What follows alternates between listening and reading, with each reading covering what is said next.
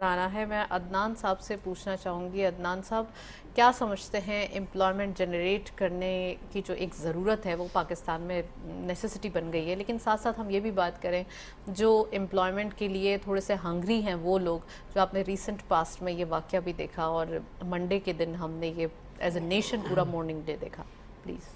جی، سب سے پہلے تو یہ جو المناک سانحہ ہوا ہے گریس والا، اس پہ میں دیکھیں کہ پوری قوم ہماری پاکستان کی نیشن جو ہے بہت افسردہ ہے، اور ہمارے پرائم منسٹر صاحب نے یوم سوگ کا بھی اعلان کیا تھا.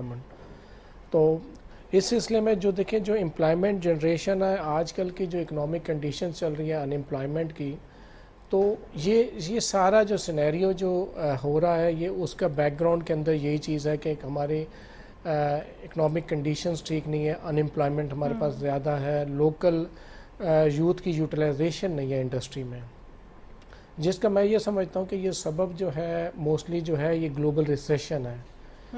کیونکہ گلوبل ریسیشن جو آپ کے جس نے ہٹ کیا ہے یورپ کو، امریکہ کو، اور یہ پورے ایریاز کو ہٹ کیا ہے، اور اس کا امپیکٹ پاکستان پہ ہی پڑا، اور پاکستان پہلے ہی تھوڑا کرائسس میں تھا پچھلے 2-3 سالوں سے، تو اس کا امپیکٹ پاکستان پہ زیادہ پڑا. اور میں یہ سمجھتا ہوں کہ جو پرائم منسٹر صاحب نے اور ہماری اتھارٹیز نے جو ابھی فیصلے کیے ہیں اور جو فیصلے کرنے جا رہے ہیں، تو وہ اس سے اکانومی، میں سمجھتا ہوں کہ 2024-25 کے اندر ہماری اکانومیز کے ریزلٹس اور جو امپلائمنٹ کی جو ریشو ہے وہ بہتر ہوگی.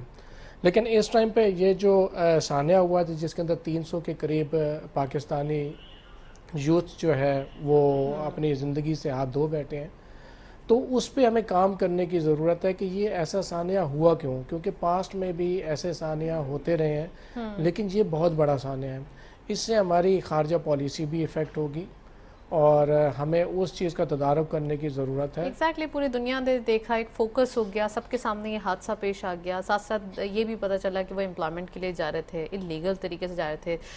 انسانی اسمگلنگ کو روکنے کے لیے بھی کیا طریقہ کار ہے، یہ بھی پلیز بتائیے گا. جی دیکھیں، انسانی اسمگلنگ کو روکنے کے لیے دیکھیں کنسرن اتھارٹیز جو ہے، اسپیشلی جو FIA ہے، اس کو 4-5 جو ڈفرینٹ چیزیں جو کرنے کی ضرورت ہے. ایک تو یہ ہے کہ بارڈر پہ ہمارے لا انفورسمنٹ ایجنسیز جو ہیں ان کی سیکیورٹی کو سخت کرنے کی ضرورت ہے. نمبر دوسرا، اگر اس پہ دیکھیں اس کے اندر وہ جو اگر سیکیورٹی کو بڑھا دیں گے اور سرویلنس ٹیکنالوجی کو استعمال کریں گے، تو میں یہ سمجھتا ہوں کہ اس کے اندر کمی آئے گی. دوسری چیز یہ کہ جو بھی ابھی کلپریٹس، ایجنٹس، مافیا جو ابھی اریسٹ ہوئے ہیں، ان کو قرار واقعی سزا ملنی چاہیے، تاکہ یہ آگے آنے والی نسلوں کو اور خراب نہ کریں. اگر ہم نے یہ چیز اگر ادھر کنٹرول نہ کی تو خدا نخواستہ پھر کوئی سانحہ ہوگا اور پھر ہم دوبارہ اٹھ پڑیں گے. اب تیسری چیز یہ ہے کہ ہمیں جو ہمارے پرانے جتنے بھی ہمارے جو کیسز چل رہے ہیں اس سینیریو کے اندر، اینٹی ہیومن ٹریفکنگ کے اندر جو ایجنٹس کے جو چل رہے تھے، ان کو ارجنٹ بیسس کے اوپر ان کو وائنڈ اپ کریں، ان کو سزائیں دیں. ان کو جب تک آپ سزائیں نہیں دیں گے، ایگزامپل جب تک نہیں بنائیں گے، تو آگے یہ چیز ہمارے اندر یہ چیز اویئرنیس نہیں آئے گی. ہمیں اویئرنیس دینے کی بھی ضرورت ہے. ہماری لا انفورسمنٹ ایجنسیز کا سارا یہ کام نہیں ہے، ہماری ڈپارٹمنٹل جو اتھارٹیز ہیں ان کا بھی یہ کام ہے، ہماری منسٹری کا بھی یہ کام ہے کہ ہم اویئرنیس پروگرام کریں. آپ نے دیکھا ہوگا کہ یہ زیادہ تر پنجاب اور کشمیر کی بیلٹ ہے جس کے لوگ جو ہے ان امپلائمنٹ کی وجہ سے یہ باہر گئے ہیں اور انہوں نے یہ راستہ اختیار کیا، حالانکہ وہ لیگل طریقے سے بھی جا سکتے تھے. اور اتنا پیسہ دے کے میں تو حیران ہوں کہ 20-25 لاکھ روپے دے کے کافی نمبرز آئے. کیا کوئی بگ ڈیل ہے عدنان صاحب یہ کارپوریٹ فارمنگ؟ کیا اتنی مشکل ہے یا کیا وجوہات ہیں جو ابھی تک یہ سٹارٹ نہیں ہوئی ہے؟ نہیں، کوئی مشکلات نہیں ہے اس میں. دیکھیں ابھی کل ہی اقتصادی بحالی کے لیے ایک بہت بڑا اجلاس ہوا تھا جس میں آرمی چیف نے بھی شرکت کی تھی اور وزیر اعظم صاحب بھی تھے، اور اس کے اندر ایک اسپیشل انویسٹمنٹ فیسیلیٹیشن سینٹر کا قیام آیا ہے، جس میں یہ دیکھیں کہ ان کے اندر انہوں نے یہ فیصلہ کیا ہے کہ اگلے 4 سے 5 سال کے اندر UAE، قطر، سعودی عربیہ اور چائنا وغیرہ ان کو سب کو آن بورڈ لیا جائے گا، اور وہ ادھر یہاں پہ مائننگ کے اندر، IT سیکٹر کے اندر اور ایگریکلچر کے اندر کارپوریٹ ایگریکلچر جو آپ کے فارمنگ وغیرہ اس کے اندر وہ انویسٹمنٹس کریں گے، اور اس انویسٹمنٹ سے یہ فائدہ یہ ہوگا کہ آپ کی 15 سے 20 لاکھ جابس کی کریشن ہوگی پاکستان میں اگلے 4 سے 5 سال کے اندر.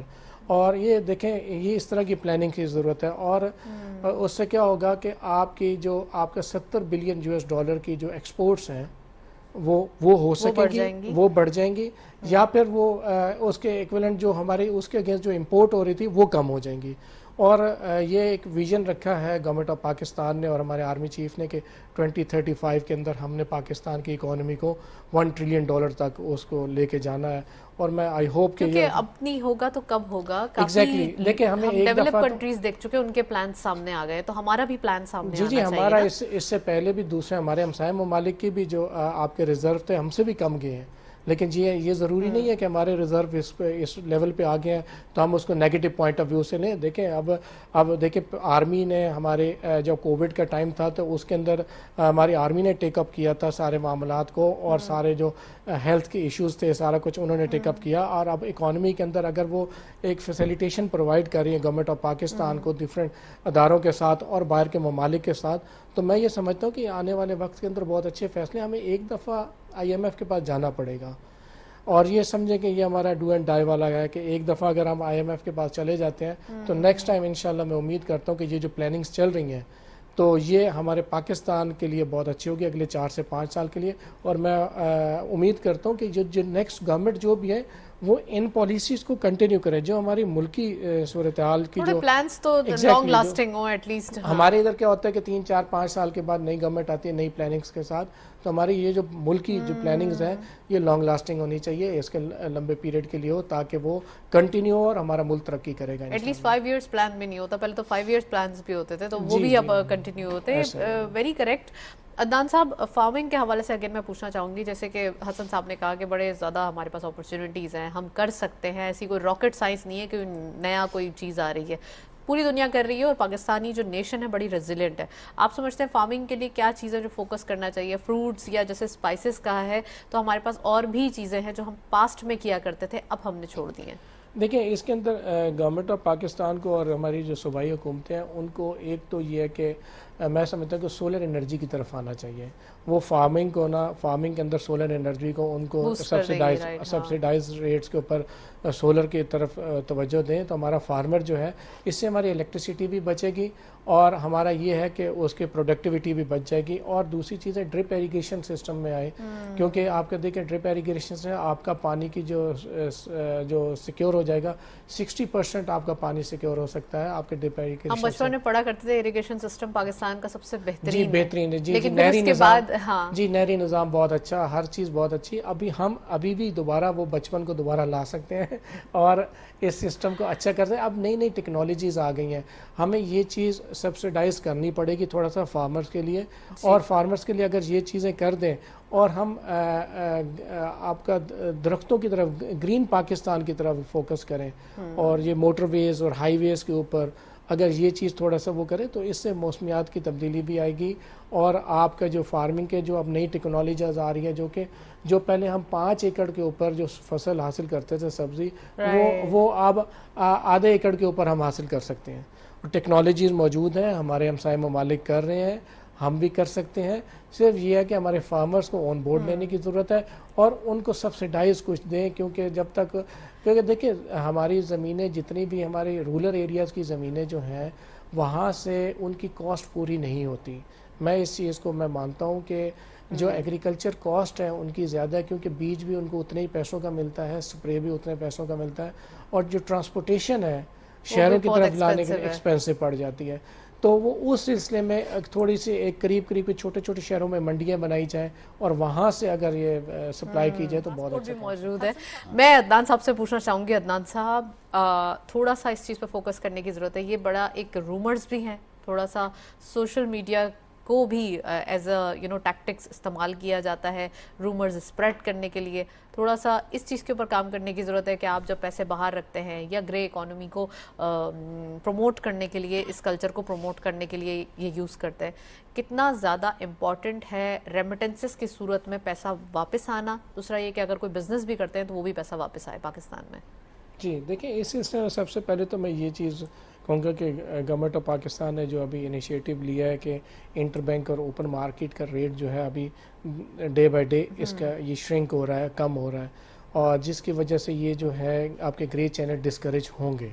لیکن یہ ہے کہ صرف اب تمام لوگوں کا جو سوشل میڈیا نے اسپیشلی اس کو ہائی لائٹ کیا ہوا ہے کہ جی اب 30 جون تک اگر IMF آن بورڈ نہیں آتا تو ڈالر کی پرائس یہ ہو جائے گی اور اکانومی بیٹھ جائے گی. تو یہ ہمیں اس چیز سے باہر نکلنا ہوگا، ہمیں ایز اے نیشن سوچنا ہوگا، ہمارے باہر کے اوورسیز پاکستانیز کو بھی ایز اے نیشن سوچنا ہوگا کہ آپ کی ریمیٹنسز جو ہے ہمارے لیے کتنی امپورٹنس ہے، اور اس میں کبھی بھی ہمیں کسی بھی شخصی سمپتھی یا شخصیت کو دیکھ کے ہمیں پیسہ نہیں بھیجنا ہے، ہمیں پاکستان کو دیکھ کے پیسہ بھیجنا ہے کہ ہمارے لیے پاکستان ہے اور ہم اسی پاسپورٹ کے اوپر باہر کے ممالک کے اندر کام کر رہے ہیں، اور اس ٹائم پہ پاکستان کو ہماری ضرورت ہے.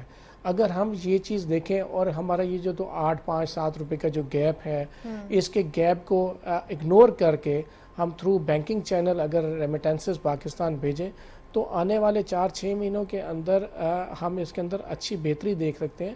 کیونکہ دیکھیں جو ریمیٹنسز کی جو ویلیو تھی جو 2022 کے اندر ہمارے جو 30 بلین پلس تھی، وہ ہمیں اس سال جو ہے 27 بلین پہ آئی ہے، حالانکہ امید کی جا رہی تھی کہ یہ 35 بلین تک جائے گی. اور وہ اس کا جو نہ آنے کی وجہ ہے وہ گرے چینلز کا استعمال ہے. وہ گرے چینل کو گورنمنٹ آف پاکستان نہیں یوز کر رہی، وہ ہماری پبلک ہی یوز کر رہی ہے جو باہر رہ رہی ہے. ہمیں پھر حادثات ہونے کے بعد ہوش آتا ہے کہ ہمیں یہ نہیں کرنا چاہیے تھا، پھر اگر ان کے کوئی پیسے لے کے بھاگ جائے گا تو پھر وہ روتے ہوئے سب سامنے آ جائیں گے کہ ہوگا. اور دوسری بڑی اچھی بات کہی ہے آپ نے کہ جو ڈالر کی ہولڈنگ کرتے ہیں یا پھر یہ کہ جو ڈالر ایک رومرز کی وجہ سے بائنگ کر لیتے ہیں، جو مارکیٹ کے اندر سپلائی گیپ کی وجہ سے پرائس بڑھ جاتے ہیں، تو یہ بڑا ایک ایشو ہے. ایگزیکٹلی ایسے ہی ڈیمانڈ سپلائی کی وجہ سے ہے. آپ آج گورنمنٹ آف پاکستان اور یا ہمیں IMF آج آن بورڈ آ جائے گا یا ہمارے 2-3 ارب ڈالر ہمارے پاس آ جائیں گے، میں ایشور کر سکتا ہوں کہ ہماری مارکیٹس کے اندر آپ منی چینجز کے پاس دیکھیں گے ڈالروں کی لائن لگ جائے گی، کیونکہ ہر کوئی سیلر آ جائے گا.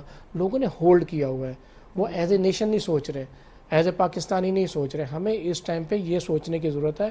ہم جتنا بھی گورنمنٹ آف پاکستان یا ہمارے ڈپارٹمنٹس یا ہمارے ادارے کریک ڈاؤن کر بھی لیں گے، پھر بھی ہماری نیشن کو خود بھی یہ سوچنے کی ضرورت ہے کہ اس ٹائم پہ پاکستان کا ضرورت ہے. آپ اس ٹائم پہ اگر ڈالر کو مارکیٹ میں لائیں گے، ریمیٹنسز کو تھرو بینکنگ چینل بھیجیں گے، تو ہم 4 سے 6 مہینوں کے اندر اسٹیبلٹی کی طرف جا سکتے ہیں، اور وہ اسٹیبلٹی جو ہے پاکستان کے لیے بہت لانگ لاسٹنگ ہوگی. اس کو لگام ڈالنا بڑا ضروری ہے. عدنان صاحب لاسٹ کامنٹ تھوڑا سا میں چاہوں گی اگین آپ اسی سانحے کے اوپر بولیں اور یہ بتائیں ہمارے لوگوں کو کہ اب یہ دوبارہ پیش نہیں آئے. جی دیکھیں میں ریکویسٹ کروں گا پاکستان کی یوتھ سے کہ وہ ایک سسٹم کو سمجھیں، اور بیورو آف امیگریشن اور ہمارے پروٹیکٹریٹ آفیسز ہیں 7 شہروں کے اندر پاکستان میں، اور اگر آپ کو جاب چاہیے، کوئی چاہیے، آپ آ کے وہاں سے فیسیلیٹیشن لے سکتے ہیں.